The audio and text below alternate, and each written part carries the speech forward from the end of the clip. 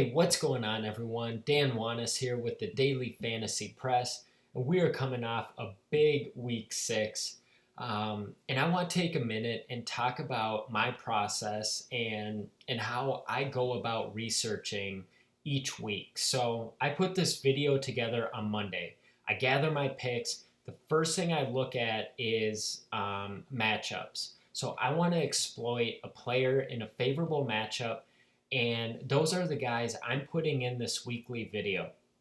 Now, I don't have access on Monday to injury news, which players are participating in practice. We learn this as the week goes on, and in our article, we reflect this. So by Saturday and Sunday, we could be on some guys that are much different than early in the week, whether we're seeing value that was just not there on Monday, or there's a squeaky wheel situation and we're learning that from beat writers, whatever it may be. We're updating this in our article all the way until lock on Sunday. So it is crucial for you guys to check out our player target article and seeing these updates up until Sunday. So be sure to keep that in mind and take these picks with seeing which matchups I like and why I do. So keep that in mind, and you can get free access to our content by signing up with draft.com using promo code DFP. Draft.com, it's a great app that you can download on your phone, put together a team in just minutes. They have snake drafts, and it's a lot of fun. Our followers have really enjoyed it. And like I said, when you use our promo code DFP, you get a free entry and access to our content. Once you sign up, be sure to send us your username and email, and we will get you guys added to our membership the rest of the NFL season here. So, with that being said, let's get to the Week 7 DraftKings picks. First, starting out at quarterback, we have Dak Prescott at 7,300. And this year, he's quietly having a great season. The Cowboys have a good matchup coming off a bye week, and they are possibly going to be playing without their star running back, Ezekiel Elliott. The 49ers are ranked 26th DVOA against the pass through 5 weeks and have 3 of the worst graded cornerbacks in the league by PFF.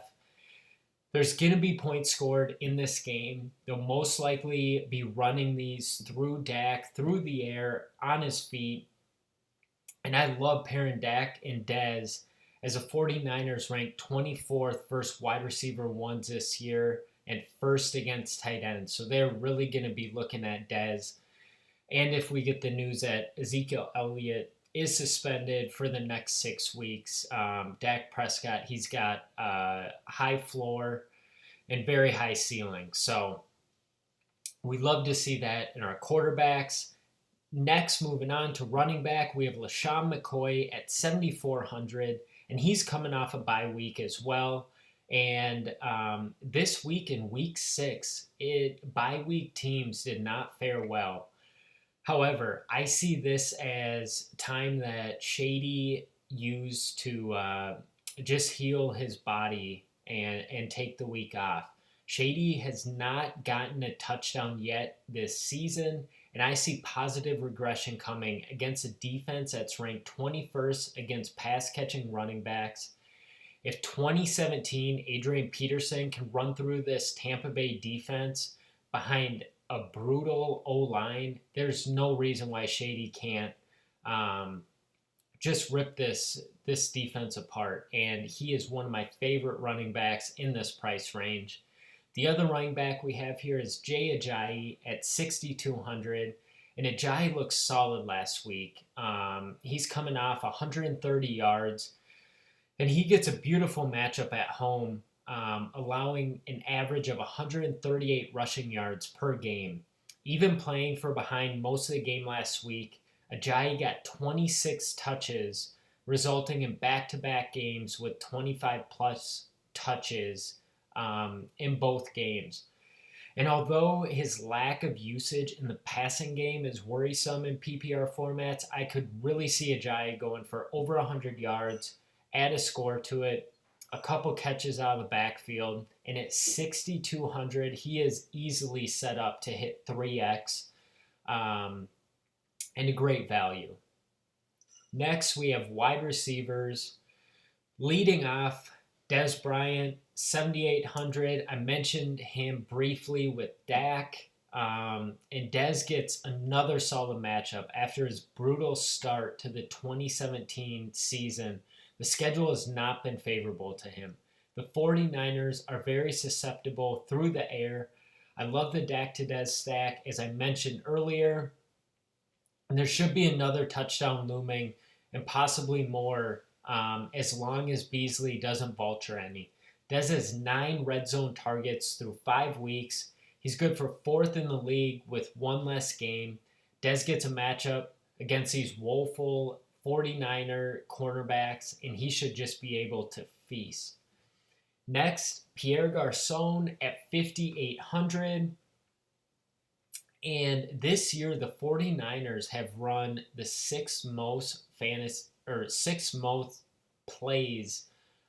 this season in the NFL. Last week, we saw C.J. Beathard replace Brian Hoyer, and it really worked to Garçon's advantage with all of his catches being from Beathard. At 5,800, we are seeing 10-plus targets a game, playing the 23rd DVOA ranked defense against the pass. I will have plenty of Garçon this week, and I really expect to see a shootout here in this game.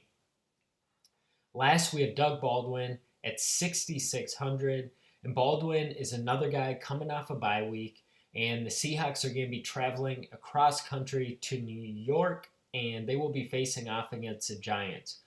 Baldwin is going to move all over the field in this matchup, which is going to have him avoid Janoris Jenkins throughout the game. Baldwin has had 2 quiet games against the Rams and the Colts, so his ownership should be coming in really low here. I think he and Russ are always in play regardless of game script right now, especially because the coaching staff cannot seem to settle on a running back this year. They've just filtered so many guys through committee, and with Chris Carson going down, it's still a toss-up between Lacey, Rawls, and McKissick back there. So Seahawks are going to throw, and I think they're set up for a good matchup here this week. Moving on to tight end, we have Jimmy Graham at 4,900. The Giants ranked 22nd against tight end in DVOA this season. Jimmy has been solid so far this year, with 3 of his 5 games seeing double-digit fantasy points scored. He's priced at an absurd 4,900, and we all know what his ceiling and his capabilities are. I wouldn't recommend stacking both Baldwin and Jimmy Graham with Russ and GPPs, only because I fear the Giants are probably not going to hang around and have this game go back and forth like we like to see, stacking 2 receivers with a quarterback. But I could easily see a path here where Jimmy Graham gets 2 touchdowns with the amount of opportunities the Seahawks should have in the red zone this week. Next, we have Kyle Rudolph at 3,800. And as long as Stephon Diggs is hampered by this injury, Rudolph's presence in the offense is going to be increased immensely. Rudolph has seen 9 targets the last 2 games with Diggs hurt, and now gets to go up against a team that ranks dead last against the tight end position. With a strong secondary, targets are going to get funneled inside, which are going to help boost the ceiling here for Rudolph at 3,800. He's seeing 9 targets per game, and he makes for a really strong play this week. Next, moving on to our value plays. First, we have Rashard Matthews at 5,500. And keep in mind, I'm recording this Monday. The Titans game just started, so if we find out anything from this game since the recording, plan accordingly. So if he does get hurt, realize I'm recording this as the game goes on. But Mariota's back, and we get this with his favorite target being Rashard Matthews. Matthews gets a really good matchup here going up against the Cleveland Browns this week. He gets a price hike due to this matchup, but honestly, I think it's only going to help us in that it's going to keep his ownership down.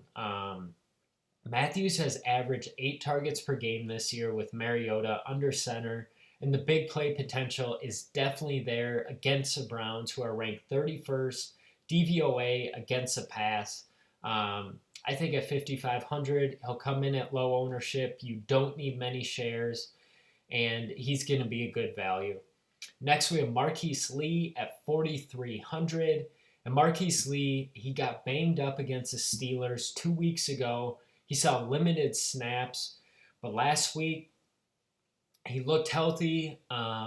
Didn't look like there were any injury concerns looming, and he saw 10 targets for 83 yards against the Rams last week.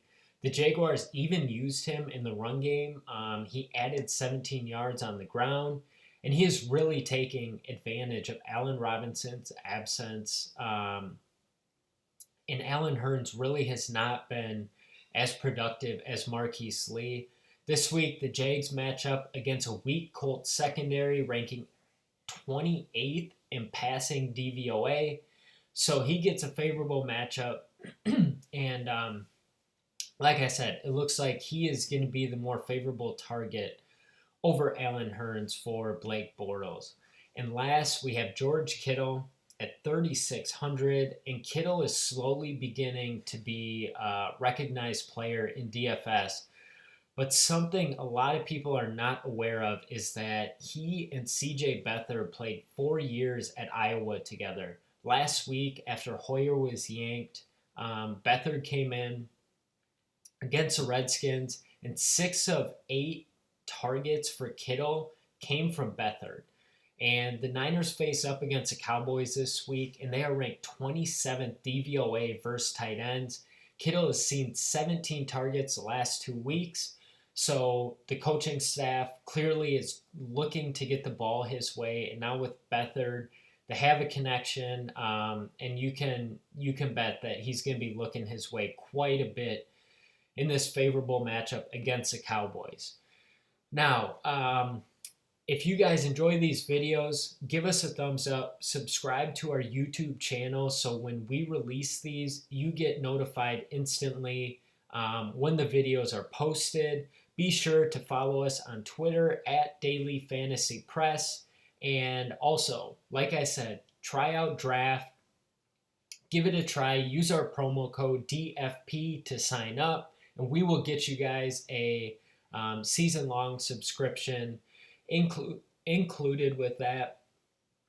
So that wraps it up for week 7. If you guys have any other questions, feel free to message us.